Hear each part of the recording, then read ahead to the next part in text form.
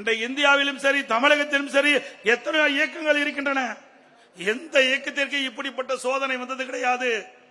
பொன்மனச்செம்மல் புரட்சித் தலைவர் எம்ஜிஆர் கட்சி ஆரம்பித்தது போதும் அவருக்கு சோதனை. இதே புரட்சித் தலைவி அம்மாள் புரட்சித் தலைவர் மறைவுக்கு பிறகு அவர் தலைமை ஏற்று இந்த கட்சியை நினைத்த போதும் அவருக்கு சோதனை. ஒருமுறை பாண்டிச்சேரி தேர்தலை முடித்துக் கொண்டு அவர்கள் காரிலே சென்னைக்கு திரும்பிக் கொண்டிருந்த பொழுது மீனம்பாக்கம் விமான நிலையத்திற்கு எதிரே ஒரு லாரி அம்மா கார் மீது மோதி கொலை முயற்சி செய்த முற்பட்டார்கள். அப்பொழுதும் இறைவனர்களால் தப்பித்து மருத்துவமனை சிகிச்சை பெற்றுக் கொண்டிருந்தார்கள். அந்த சிகிச்சை கூட முழுமையாக பெற முடியாத ஒரு சூழலை திமுக அராஜக ஆட்சியிலே நடைபெற்றது. இப்படி நம்முடைய தலைவருக்கு ஏற்பட்ட கொடுமைகள் இன்னல்கள் ஏராளம்.